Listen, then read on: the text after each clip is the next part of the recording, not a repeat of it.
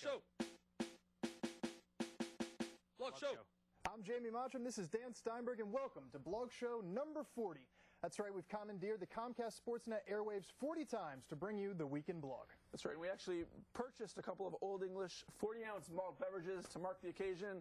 Apparently it's against some kind of internal policy here, so instead I'm going to be drinking coffee. Let's move right into the Weekend Blog. As previously mentioned last week, Alex Ovechkin has a new girlfriend who he may or may not have found on the internet. She's a lovely young lady, but unfortunately, since they started hooking up, his play has taken a turn for the worse. Well, hooking up is maybe a little bit of a loaded term, but yeah. They were making out at the Wizards game on the Comcast Sportsnet cameras. And since she arrived in this country, the Caps have lost 6 of 8. Yes. I think Ovechkin went through a 5-game scoreless drought, his longest of the season. People are starting to call her Katya Simpson.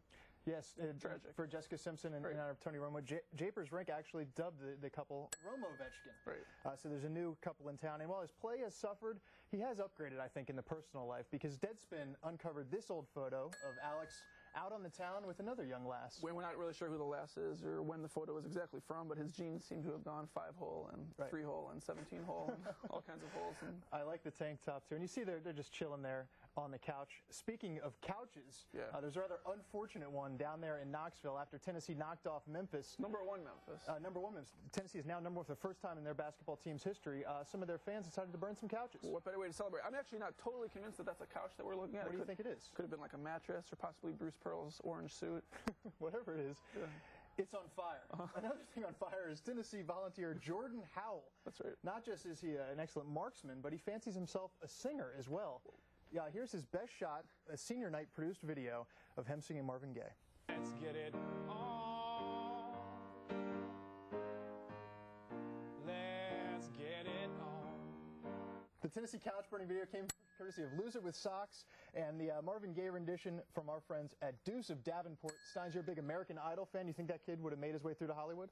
You know, it started off a little bit pitchy. I thought he kind of worked it out a little bit in the middle, but overall, it was only all right for me. Thank you, Randy. I appreciate that he made it his own, though. Just keeping it real, man. It wasn't a straight-up cover. Anyways, speaking of basketballers / musicians, let's take it all the way back to 1994. Our friends at Mental Floss uncovered B-Ball's best-kept secret. It's a bunch of NBA players of early to mid-90s vintage trying their hand at the mic. Rapping for Immortal Records, and there's some big names in there. It's Gary Payton, Jason Kidd, Shaq, Big Diesel. We've got Dana Barros, all kinds of guys. There's some big names like Dana Barros. Well, you know. And then some medium names like Cedric Sabalas, who might have had the best flow of the bunch. Check it out.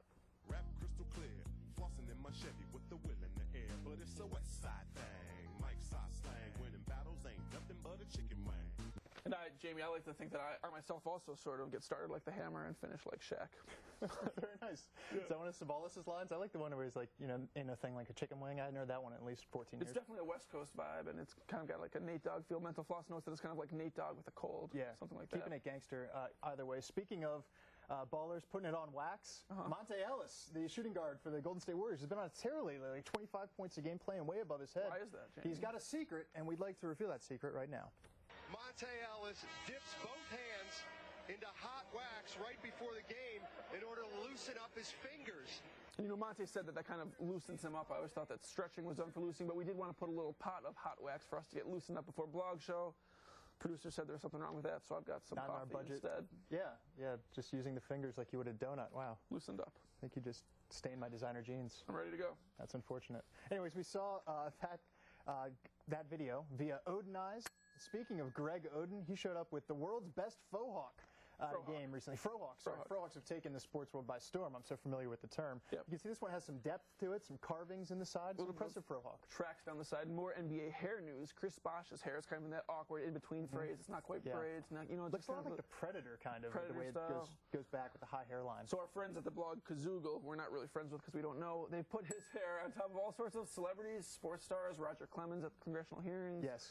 Barack Obama, Hillary Clinton, they all look quite nice with them. I think Clinton looks the best, to tell you the truth. I think that would turn the campaign around. And while we're talking about politics, we did want to briefly mention that Barack Obama posed with the Heisman Trophy in a recent visit to the University of Texas, clearly pandering for the anti-Oklahoma Sooner vote. Saw that on Bevo Beat, and that's a big 2008 election or tournament of sorts. But I think more relevant to this show is the name of the year 2008 tournament. That's right. This is a blog that we've talked about last year.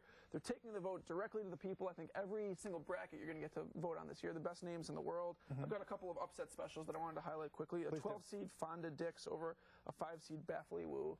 Fonda Dix, you've always got to go with that sexual connotation. That's a sexual connotation? I'll explain it to you after the show. Flew right over. Pooney Poon, a 4 seed, I think could be a threat to get to the Final Four. Also Pansy Ho, a 6 seed. And my kind of favorite to win it all is Steve Ho You Fat. Steve Ho You Fat. None of those I don't think stand out quite like last year's winner of the Name of the Year tournament, Vanilla Dong. That's right. Your Vanilla Dong is showing currently on your chest. Another person that might need to hopefully get an at-large bid into the Name of the Year tournament is a kicker that was invited to the NFL Combine this week. He's from St. Xavier. His name is Shane Longest. Great name Scott for a kicker. Van Pelt style, so it sounds like a kicker/porn name. Well, either way, I guess. Before we get out of here, we do want to show you our YouTube of the week. This was found via the great Washington Redskins blog, Hogs Haven, and it's a 1958 Marlboro commercial. Jamie, what's your favorite part? The really politically correct Washington Redskins mascot. Take a look. Every Sunday, Marlboro covers America from coast to coast with pro football. Every team in the National Football League. Here they come. The New York Giants, the Philadelphia Eagles, the Baltimore Colts, the Washington Redskins, the Pittsburgh Steelers, the Cleveland Browns, the Detroit Lions, Chicago Bears, the Chicago Cardinals, the Green Bay Packers, the San Francisco 49ers, the Los Angeles Rams. And where you find pro football, you'll find Marlboro cigarettes. Vlog Show was brought to you by the good people at Senate Insurance. Kiss my bumper. Just kiss it. And they are good people, like Dan Steinberg himself, he of the DC Sports Blog. Little double dip of Dan, the Bogman, tonight on Washington Post Live. Check it out at WashingtonPost.com. The URL you see highlighted right there. And Jamie Mottram is also good people as well. He is MrIrrelevant.com.